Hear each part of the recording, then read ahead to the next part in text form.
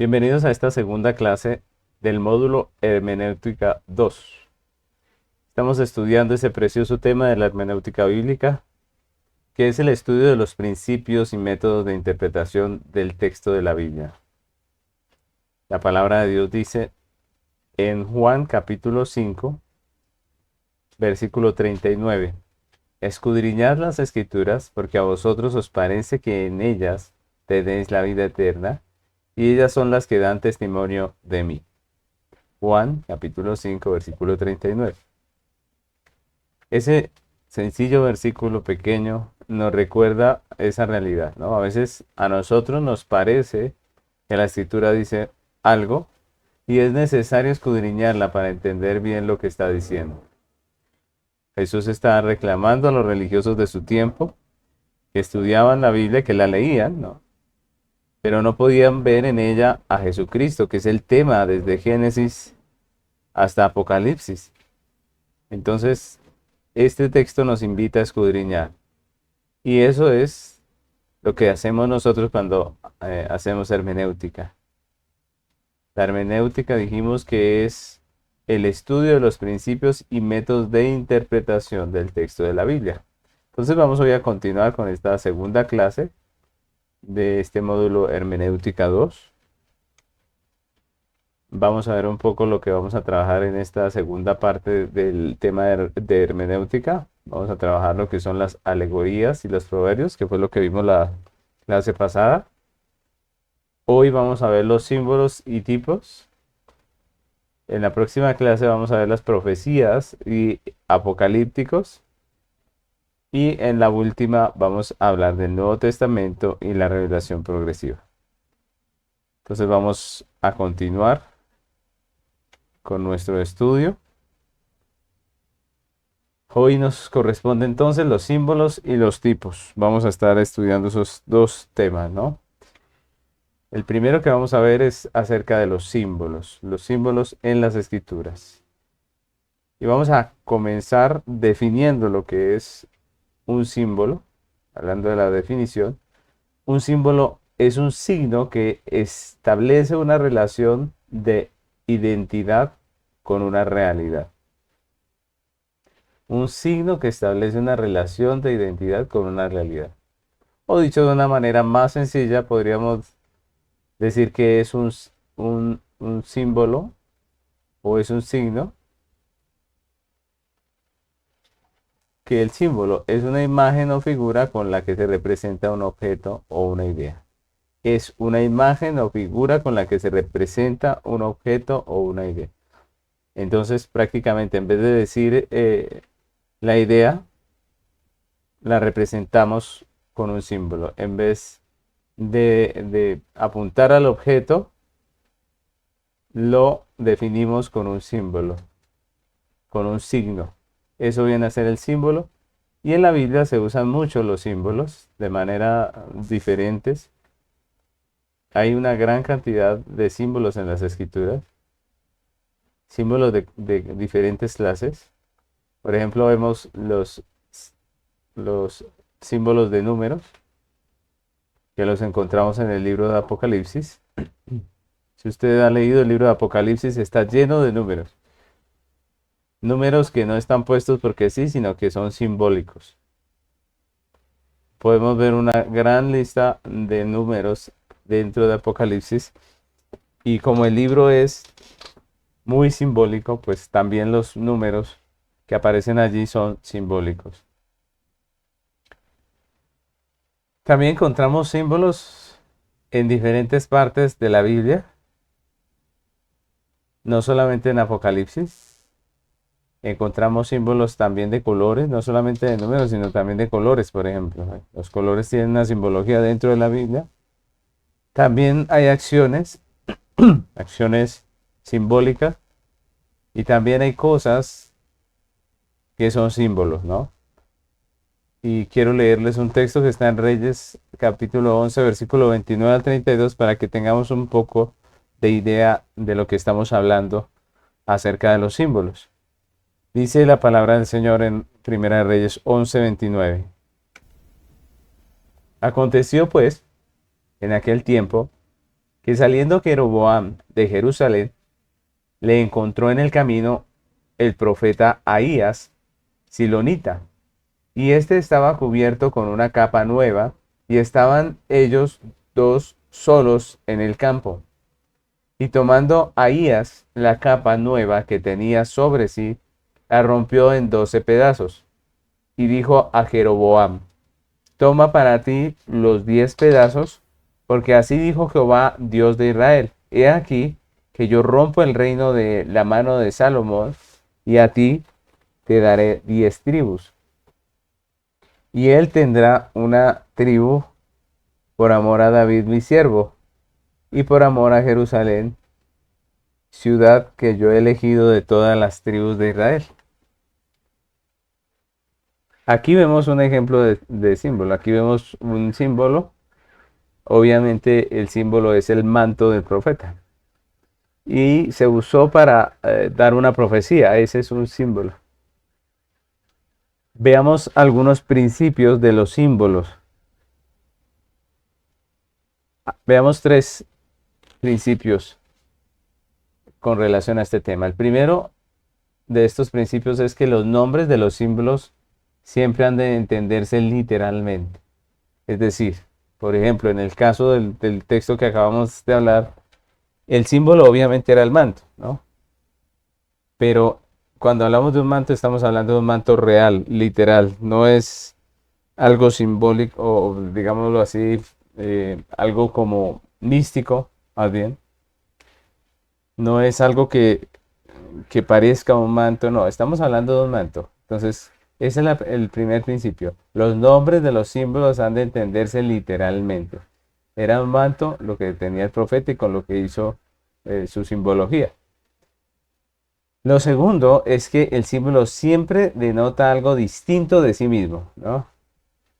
En este caso estamos hablando de un manto, de una capa, ¿no? Esa capa no simbolizaba una capa, no, simbolizaba algo diferente a esa capa. ¿Qué era?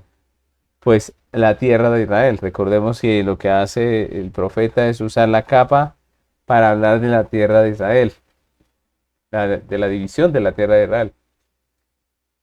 Lo tercero que podemos tener en cuenta como principio de los símbolos es que alguna semejanza más o menos minuciosa puede descubrirse entre el símbolo y lo que simboliza, ¿no? Es decir, la simbología de lo que nos habla es de una semejanza, de algo parecido. Entonces siempre debe haber alguna relación de parentesco o una relación de que se parece lo uno al otro cuando hablamos de simbología, ¿no? Por ejemplo, en este caso estamos hablando del manto del profeta, la capa, y así como el profeta rompe su capa, Dios iba a dividir la tierra de Israel por tribus, le iba a dar 10 a Jeroboam y la familia de Salomón iba a quedar solamente con 2 prácticamente, ¿no? Entonces vemos allí en ese texto una simbología clara, hay una semejanza, claro, de eso que está hablando el profeta, ¿no? Así como se rompe la capa en 10 en unos pedazos y se reparte así, Dios va a dividir a Israel y la va a repartir entre Jeroboam y Salomón, o más bien el hijo de Salomón. Entonces vemos, estos principios son importantes para entender el símbolo. Vamos a hablar un poco entonces ahora de la interpretación. Entonces, a la hora de interpretar símbolos, debemos concentrar nuestros esfuerzos en hallar los probables puntos de parecido que existen entre el signo y la cosa que se representa. ¿Debe haber algún parecido?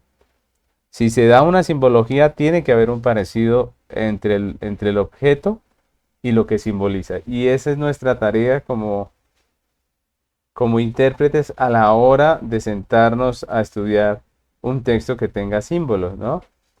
Debemos concentrar nuestra atención, nuestros esfuerzos en encontrar esos puntos parecidos que existen entre las dos cosas. Ahora, hay tres cosas que debemos tener en cuenta en relación a la interpretación de los símbolos que quiero ponerlos aquí como cosas importantes. Discúlpenme, cuatro cosas importantes para la interpretación. ¿Cuáles son esas cuatro cosas? La primera, la posición histórica del escritor. Ustedes saben que siempre que se escribe un libro de la Biblia, la persona que lo escribe se encuentra dentro de una situación, dentro de un contexto histórico, dentro de una situación personal, y esa situación en muchos casos es determinante, ¿no? La posición histórica del escritor muchas veces es determinante para la comprensión del símbolo. Hay muchos pasajes donde no es así, pero hay algunos donde sí es importante esa posición histórica del escritor, así que es importante que nosotros ubiquemos al escritor y lo que estaba haciendo en ese tiempo, qué estaba pasando con él. El segundo punto importante, o el segundo principio de interpretación, vendría a ser el objeto y el contexto del pasaje donde se usa el símbolo, ¿no? Entonces aquí es importante entender la razón por la cual se da ese símbolo, el propósito que tiene la persona que lo usa, ¿no? ¿Qué era lo que estaba pasando alrededor de ese pueblo, de esa nación? ¿Era una guerra? ¿Era el pecado del pueblo? ¿Qué estaba pasando? ¿Por qué Dios da un símbolo? ¿Por qué Dios pone un símbolo allí para explicarnos una verdad de su escritura? Hay una razón y hay que buscar ese objeto y el contexto. Lo tercero es que la analogía y el intento del símbolo deben ser hallados. Hay una analogía. ¿Cuál es esa analogía? ¿No? Hay un intento del símbolo, un deseo, una razón, un para qué, ¿cierto? De el símbolo. Así que eso es importante, la analogía y el intento del símbolo. Buscar entender el símbolo y la cosa significada dentro del marco histórico para poder hallar la correcta analogía. Entonces siempre es importante ver que cuando la Biblia nos da el nombre de una cosa, de un objeto, de un animal, de una fruta, es importante ver eso a la luz del contexto hebreo en donde están ellos, ¿no?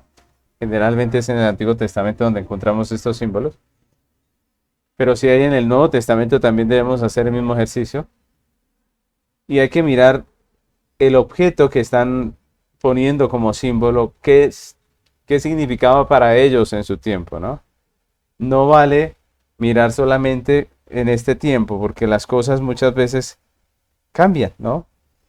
Lo que antes significaba una cosa, hoy significa otra. Así que debemos ir al tiempo, al marco histórico y consultar esas cosas que se usan como símbolos, qué eran, qué significaban, qué representaban en ese tiempo, ¿no? De esa manera podemos hallar una correcta analogía. Lo cuarto importante en la interpretación son las figuras similares que se usan en otras partes de la Biblia, ¿no? Entonces nosotros tenemos que ver que la simbología en las escrituras es tan amplia que en la Biblia encontramos muchos símbolos repetidos, ¿no? Repetidos quiero decir que no solamente se usaron en un contexto, sino que se usaron en muchos. No solo los usó un profeta o un escritor de la Biblia, sino que muchos otros también lo usaron.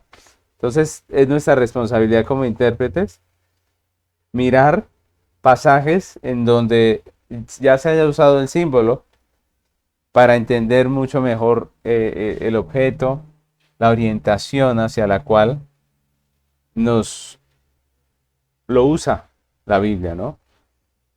Si podemos encontrar un texto que use el mismo símbolo y que sea más fácil de entender, pues vamos a tener mucha más luz para hacer nuestra interpretación del símbolo que estamos estudiando. Entonces, esas cuatro cosas son importantes. La posición histórica del escritor, el objeto y el contexto del pasaje donde aparece el símbolo, la analogía y el intento del símbolo, y las figuras similares usadas en otras partes de la Biblia, ¿no? Donde la Biblia usa también este objeto para simbolizar algo. Ahora hablemos de algún ejemplo. Vamos a ver un ejemplo de un texto y vamos a tratar de aplicar esto que ya vimos en la interpretación. Entonces, el texto que vamos a usar de ejemplo es Jeremías capítulo 1, versículo 11. Dice la palabra del Señor.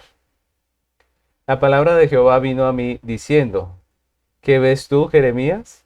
Y dije, veo una vara de almendro. Entonces vamos a ir a ese texto a escudriñarlo un poco. Aquí el símbolo, ¿cuál es? Obviamente la vara de almendro, ¿no? Primeramente veamos la posición histórica de Jeremías, que es el profeta que está escribiendo allí. El profeta se encontraba en un tiempo donde Dios trae castigo a su pueblo, donde Dios traería un castigo terrible a su pueblo, y Dios lo llamó particularmente para anunciar ese juicio, para anunciar ese castigo que duraría determinada cantidad de tiempo y que el pueblo lo iba a sufrir por causa de su pecado. Esa es, digámoslo así, la posición histórica de Jeremías. Por eso vemos unos versículos antes el llamado de Jeremías y vemos cómo Dios manda al profeta a cumplir este deber. Lo segundo que podemos mirar ahí en ese texto es el objeto y el contexto donde se está usando este símbolo. Y en este sentido podemos decir que el objeto era la representación gráfica de lo que iba a venir, ¿no? El objeto para el cual se usaba el almendro era una representación gráfica de lo que vendría. Recuerden que el profeta está viendo esta visión, ¿no? Está viendo este almendro. Así que es una representación gráfica de lo que vendría. Y el contexto podemos ver que era el cautiverio a lo que se hacía referencia al texto, ¿no? El pueblo de Dios iba a ser llevado cautivo. Entonces, finalmente, la analogía y el intento del símbolo. ¿Cuál es la analogía allí? ¿Cuál es el intento del símbolo? ¿En qué se parece el almendro a la situación que está viviendo Israel o que Dios va a anunciar a través del profeta? En este versículo, el profeta ve una vara de almendro, la que enseguida se explica, porque el texto lo explica, ¿no? Como un símbolo de vigilancia activa de parte de Dios sobre la ejecución de su palabra, específicamente el juicio que Dios iba a traer.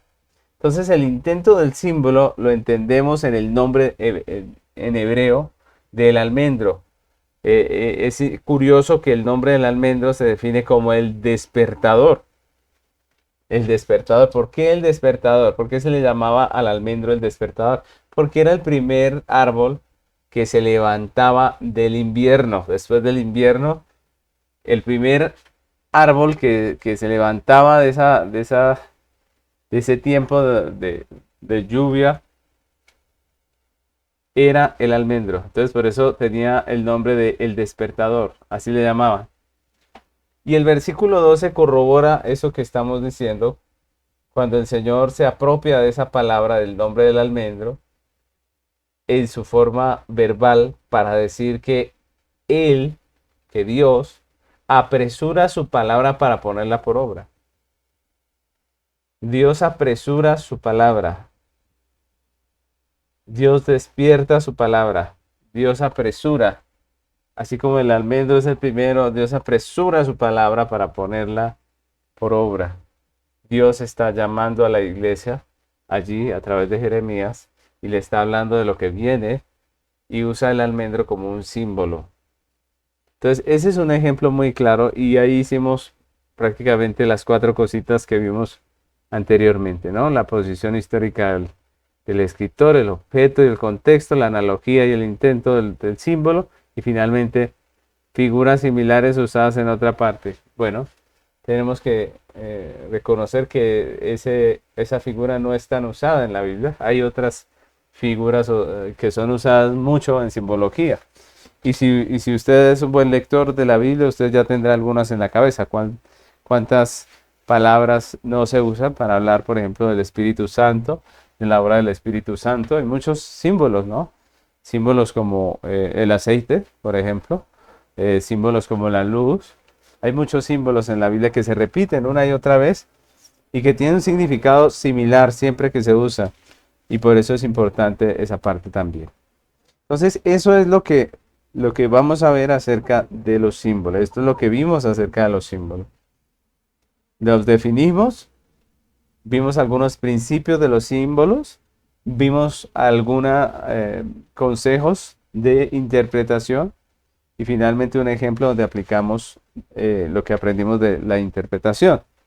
Ahora quiero pasar a la segunda parte, que va a ser un poco más larga, que es la de los tipos. Y esta parte es importante porque tal vez de los símbolos se habla bastante y más o menos tenemos algún conocimiento, pero los tipos es un tema interesante, ¿no? Es un tema que yo quiero que usted ponga mucha atención y, y no solamente lo escuchemos y lo aprendamos, sino que lo miremos objetivamente, cómo trabajamos con esto de los tipos y qué significan los tipos y cuál es la dinámica de estas formas de estudiar las escrituras, ¿no? Entonces vamos a hablar de los tipos. Vamos a hacer lo mismo que con la primera parte. Primero empecemos definiendo lo que es un tipo. Entonces los tipos y símbolos no son figuras de lenguaje como los que hemos visto en las clases pasadas, ¿no? Tenemos que decir que no podemos definirlos como figuras de lenguaje. La tipología es más bien el análisis de un tipo bíblico, es decir, el estudio de diferentes temas, sucesos, personas u objetos del Antiguo Testamento, a los que vamos a llamar tipos, que son considerados como sombra o imagen prefigurada de una realidad del Nuevo Testamento. Miren lo importante, y yo quiero que pongan mucha atención. Entonces, en el Antiguo Testamento hay algunos temas, sucesos, personas, objetos, que vienen a ser un símbolo, prácticamente digámoslo así, o un tipo de lo que va a haber en el Nuevo Testamento, de lo que va a venir, ¿no? Tipos que son considerados como sombras o imagen o prefigura de una realidad del Nuevo Testamento, que viene a ser el antitipo. El tipo es la sombra, el antitipo es la realidad, digámoslo así. Entonces, teológicamente, un tipo es una figura o bosquejo de algo venidero. Una figura o bosquejo de algo venidero. Puede ser una persona, una institución, oficio, una acción o un acontecimiento mediante el cual se predijo bajo las disposiciones del Antiguo Testamento alguna verdad del Evangelio. A eso es a lo que llaman tipo, ¿no?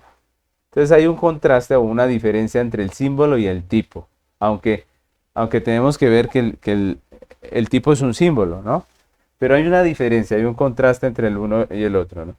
Entonces podemos decir que todo tipo es un símbolo.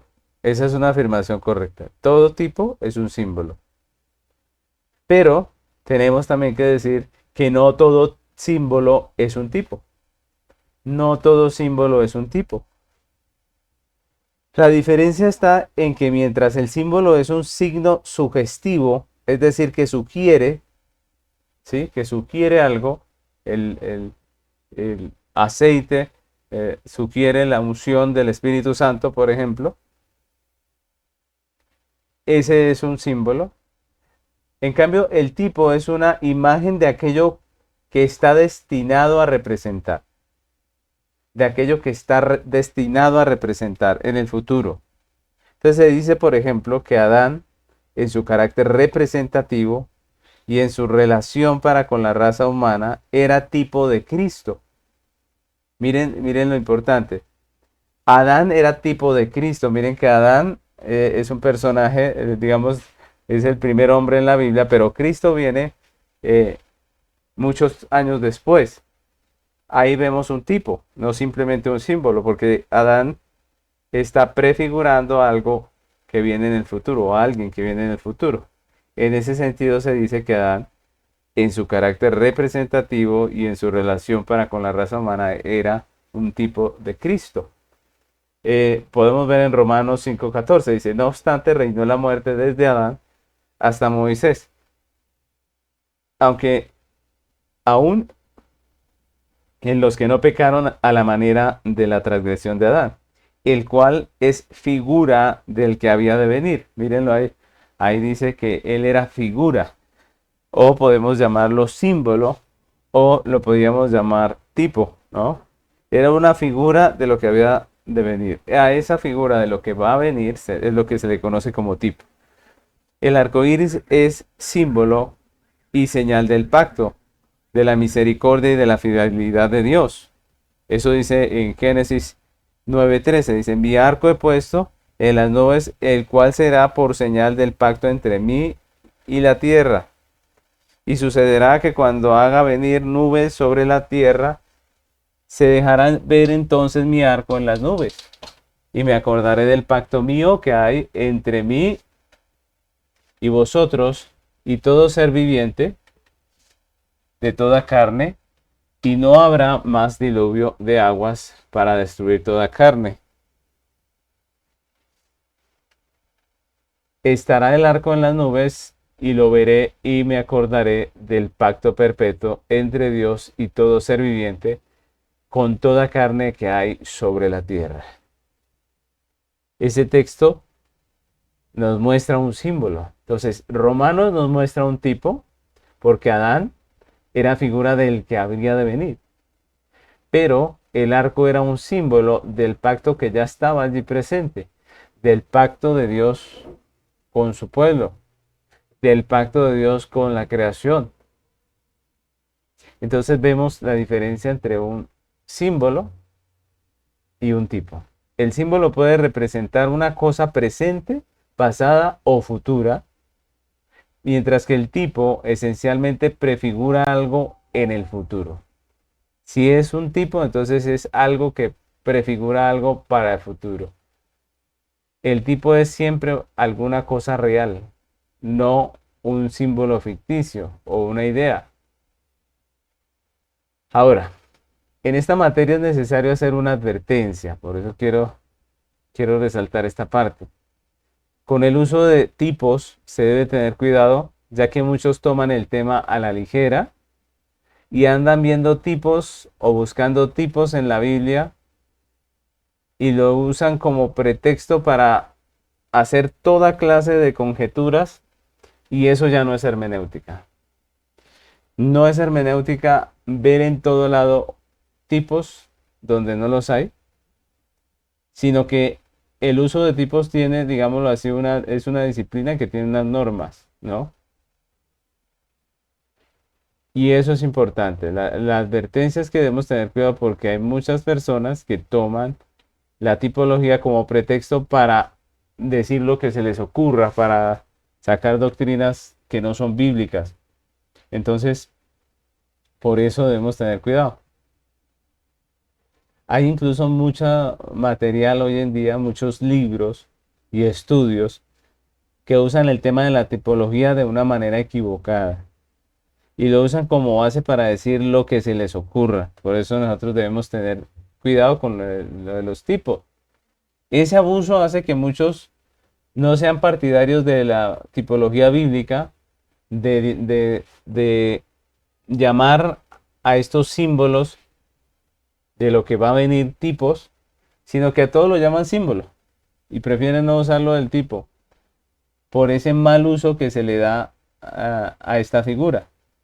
Pero al igual que con la gramática, no deberíamos ignorarla ni verla como algo peligroso, sino más bien conocerla y hacer un buen uso de la tipología.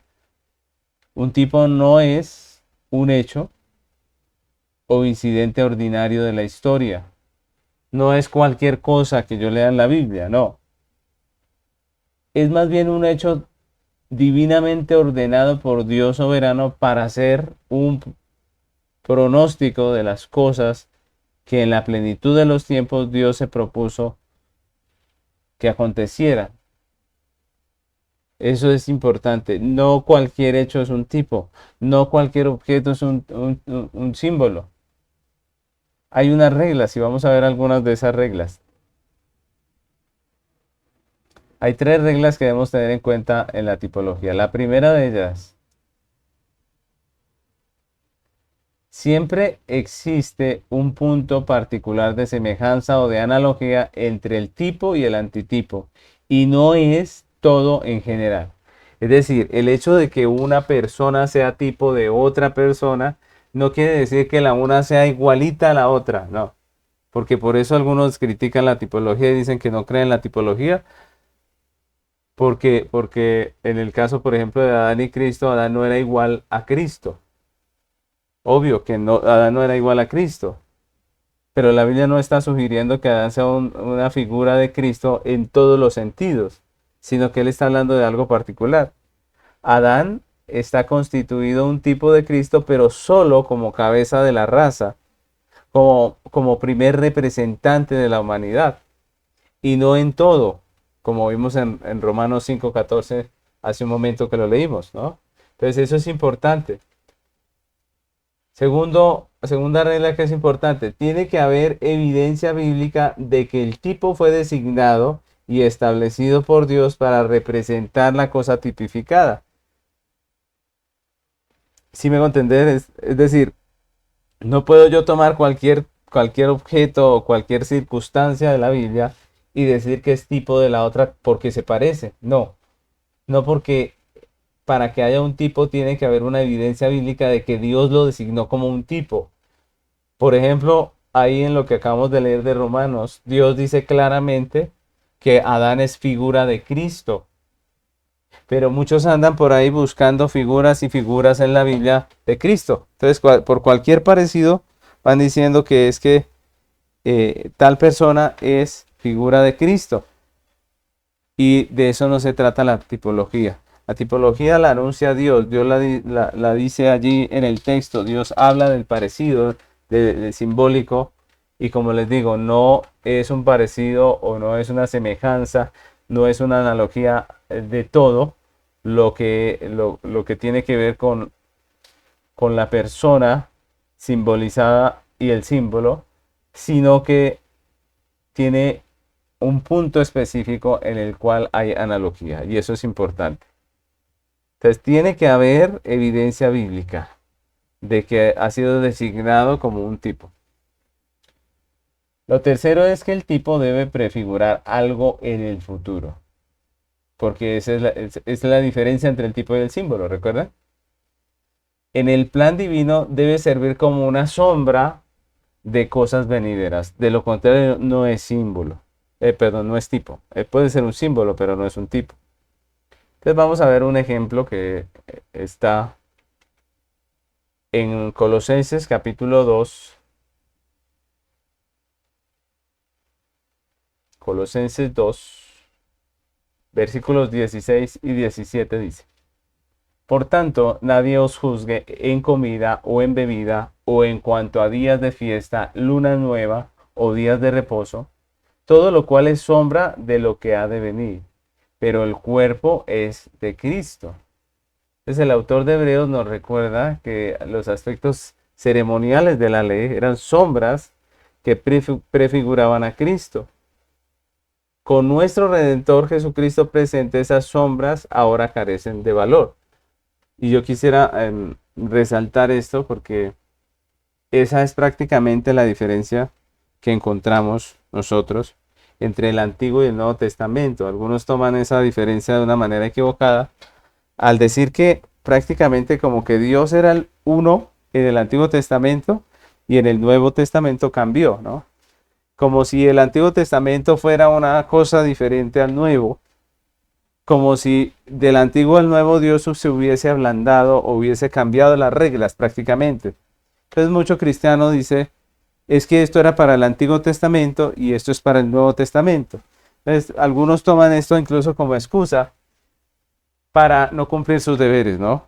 Y dicen, por ejemplo, esto que no quiero hacer yo era para el Antiguo Testamento. Hoy en día puedo estar tranquilo porque Cristo abolió todo esto. Y lo ven como si el Antiguo Testamento, eh, Dios hubiese ordenado algunas cosas, pero en el Nuevo otras, como si hubiese cambiado. Y eso obviamente es un pensamiento equivocado, porque nosotros vemos que Dios es el mismo ayer, hoy y por los siglos.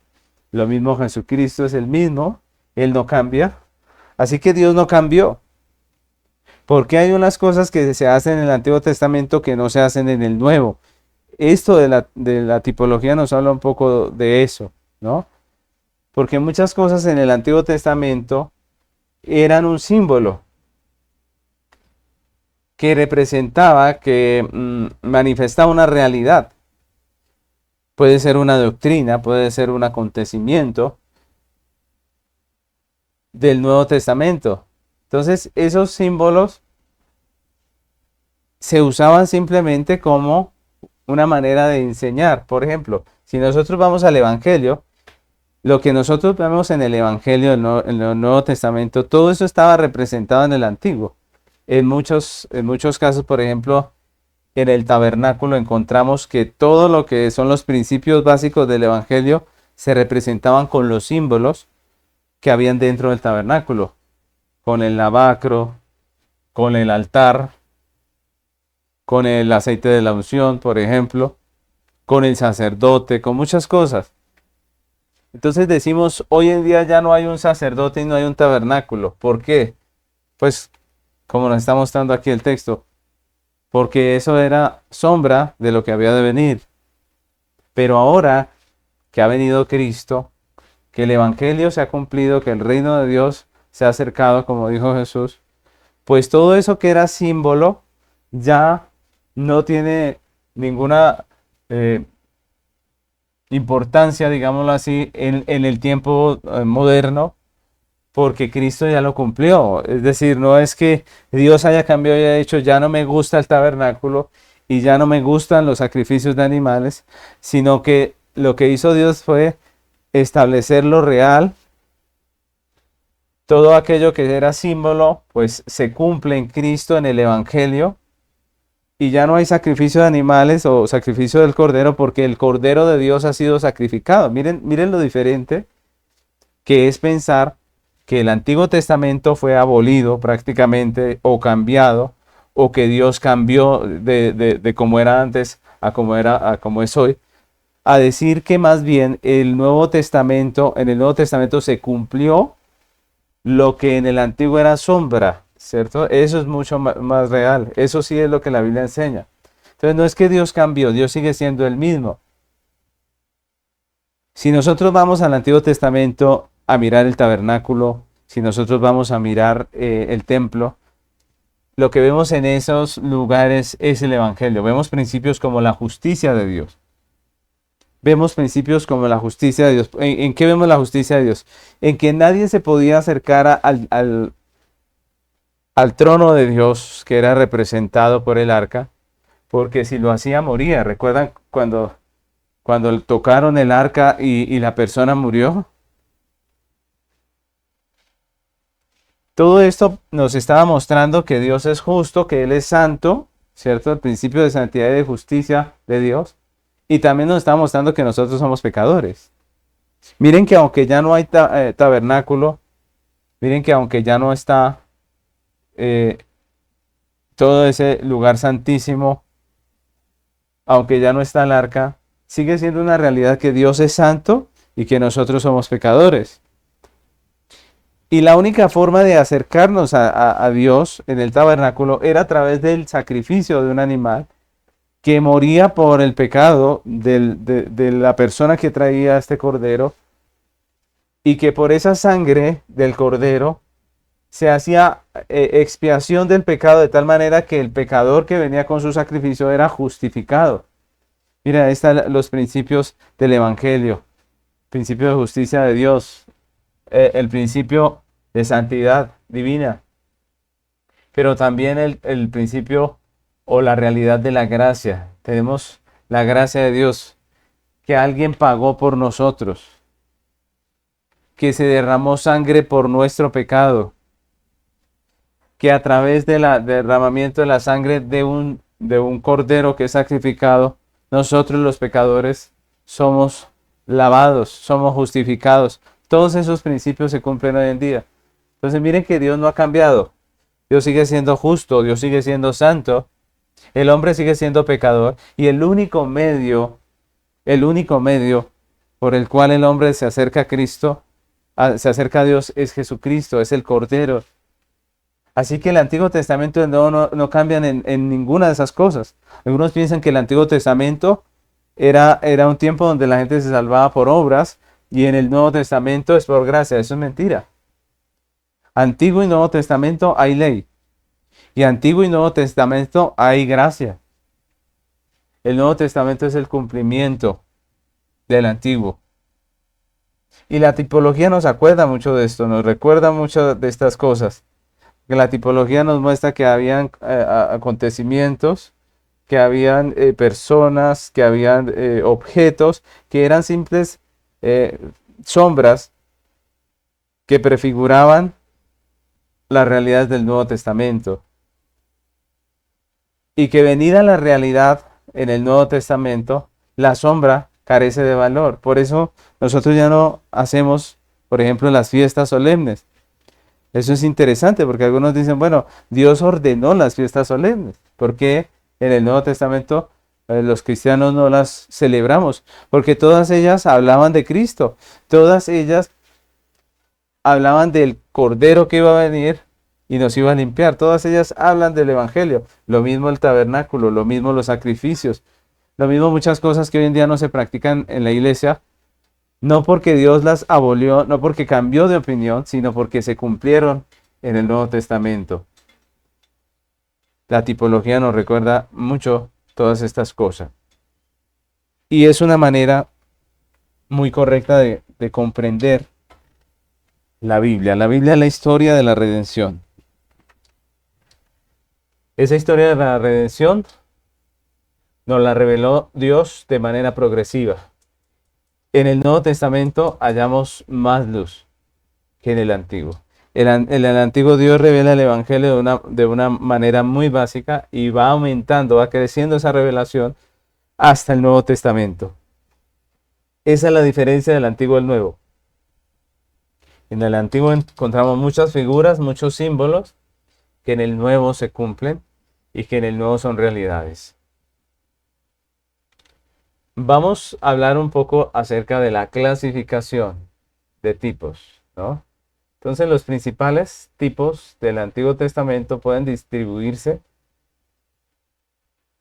en varias clases, digámoslo así, en diferentes clases. La primera de ellas son acontecimientos típicos, que son ciertos acontecimientos en la Biblia que son usados como símbolo de acontecimientos futuros. Por ejemplo, en la Biblia encontramos que el diluvio es un acontecimiento que es símbolo del final, de los últimos días. Así como en el diluvio, así será la venida del Hijo del Hombre. El éxodo también es usado como un acontecimiento típico. El viaje por el desierto también. La suministración del maná. Recuerdan que el verdadero pan del cielo es Cristo. La provisión de agua de la roca. La elevación de la serpiente de bronce. Recuerdan que Jesús lo toma y dice que como la serpiente de bronce fue levantada para que los hijos de Israel tuvieran sanidad, si era necesario que el Hijo del Hombre se levantara, fuera puesto en una cruz prácticamente.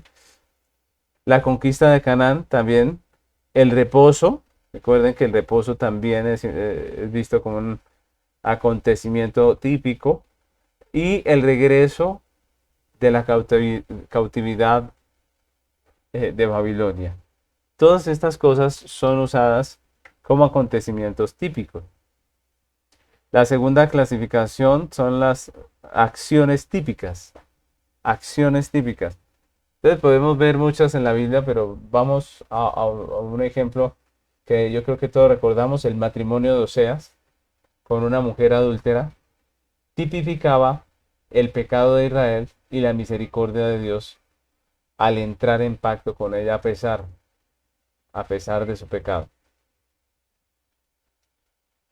Lo tercero son las personas típicas. En algunas ocasiones, las personas también se presentan como tipo de otras.